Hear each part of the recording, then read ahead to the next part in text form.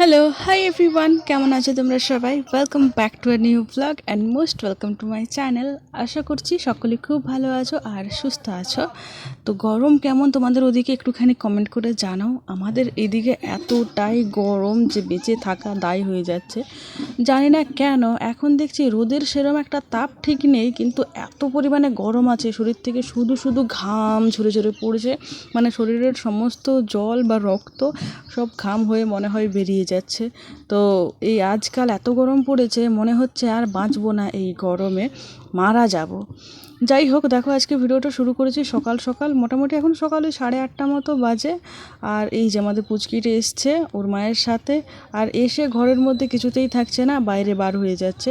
ওর মা জুতোগুলো খুলে রেখেছে দরজার বাইরে, তো সেই জুতোগুলো নিয়ে ধরবে, মানে জুতোর প্রতি ওর বিশাল একটা টান আছে। বারবার চলে যাবে, জুতো ধরবে, নিজেই জুতো মারবে নিজের গালে আর জুতোগুলোকে মুখে পুরবে। আর এত বদমাশ হয়ে গেছে, এখনও হাঁটাচলা করতে শেখেনি ঠিকই, কিন্তু এই মানে হামাগুড়িও দিচ্ছে না ও ঠিক, মানে হামাগুড়ি তো হাঁটুটা মাটিতে লেগে থাকে, কিন্তু ও এমনভাবে হামা দেয় যাতে হাঁটুটা কিন্তু মাটিতে লাগবে না। আমি দেখাচ্ছি তোমাদের কিভাবে, দেখো হাঁটুগুলোকে কিন্তু তুলে তুলে যায়, ঠিক আছে। তো এইভাবে কিন্তু চারিদিক উঁচু নিচু পাহাড় পর্বত সব পার হয়ে যাচ্ছে, আর এখন ধরে ধরে দাঁড়াচ্ছে, ধরে ধরে চলতে শিখে গেছে। তো আর তো কোনো চিন্তাই নেই, যে বদমাশি করছে আমাদের পুরো পাড়াটাকে মাতিয়ে রেখেছে একটা বাচ্চায়।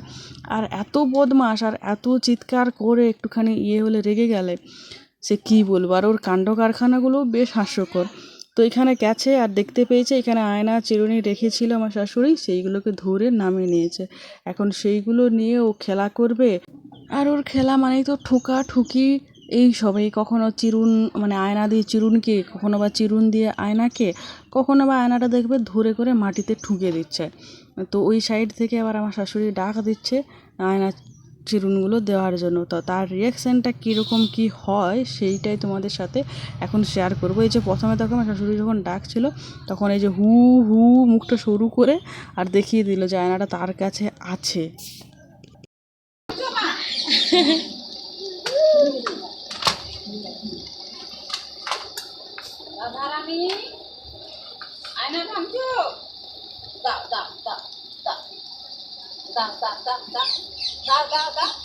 রোদটা যেন মুখটা উঠছে না,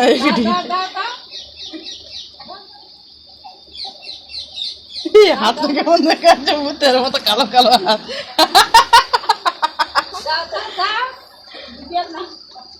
এটা খাবার যাবে, সিঁদুর মেঁদুর লাগে আছে, খাই না ওটা।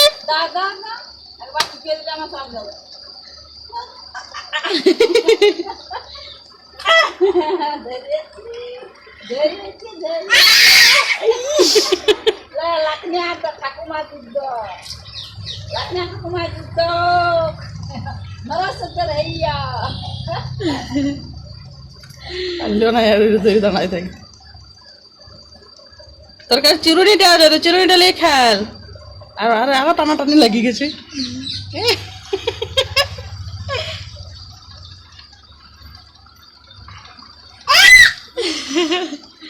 রাগে যাচ্ছে, ছাড়বে নি, মহা জুলুমবাজ। এই যা চিরুনটা লিয়ে খেলে লিবে নি, আর তোমার আয় না, চিরুন দেখায় দিচ্ছে। না না ছাড়বে নি, লিবে নি। উল্টে পাল্টে একাকার অবস্থা।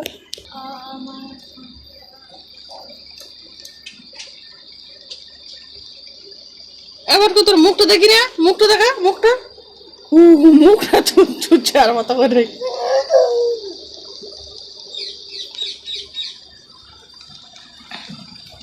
হ্যাঁ পালাইলো পালাইলো, সেদিকে পালাইলো,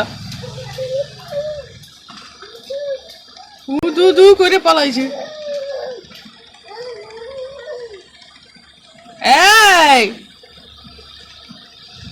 এই কিরে মুখে ঢুকাই দিল, কিটা ঢুকাই দিল, কিটা মুখে ঢুকাই দিলি, মুখে বদমাসি, এটাকে বদমাসি বলে।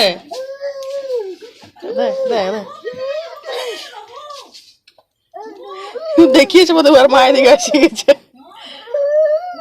নিজে নেমে যাবে, পড় তুই পড়ে যাবি, দেখতেছ।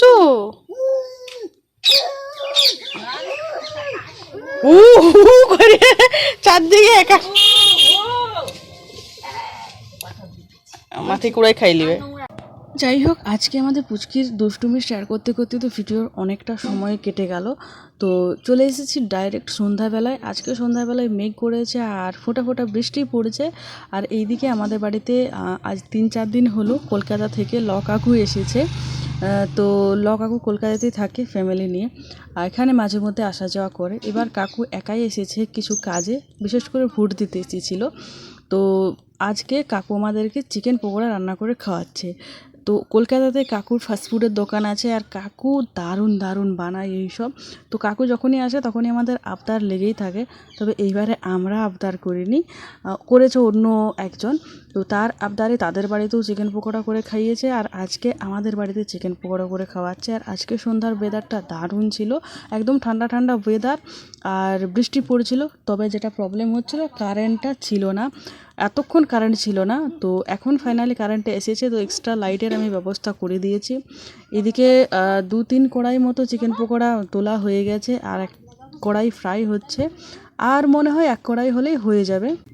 আর কাকু যেহেতু অনেক দিন পর পর আসা যাওয়া করে, তো এখন কাকু এই পকোড়া ভাজছে, আর আমরা দু জায়ে বসে আছি কাকুর কাছে। কারণ কারেন্ট ছিল না, তো লাইট দেখানোর জন্য বিশেষ করে বসেছিলাম।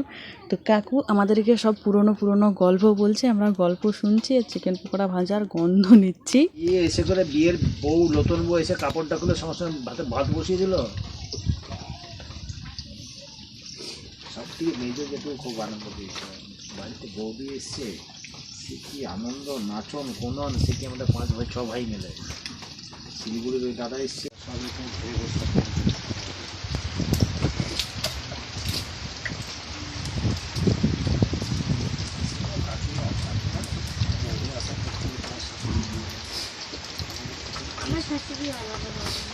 ও মানে আমার ছেলে মেয়েদেরকে বললে বিশেষ করে নিজের ছেলে খেলো না বয়ে গেছে, আলু পটল খেলো কিনা সেটা নিয়ে বেশি চিন্তা হবে। আর যার জন্য আমি বলতে পারি না না শাশুড়িকে, কত ঝড়ে যেতে কত কিছু কেউ কথা বলে বয়ে গেছে, আমি আমার মতন। তো কাকু এদিকে চিকেন পকোড়া ভাজছে, গল্প বলছে, আমরাও বেশ এনজয় করছি আজকে ওয়েদারটা। আর এই রকম ওয়েদারে গরমা গরম চিকেন পকোড়া, সেটাও মনে মনে ভেবে মজা নিচ্ছি। শুধু ভেবে নয়, মাঝে মধ্যে একটু আধটু আমরা খেয়েও নিচ্ছি, একটা করে নিয়ে আমরা 2 জায়গায় ভাগ করে খেয়েও নিচ্ছি।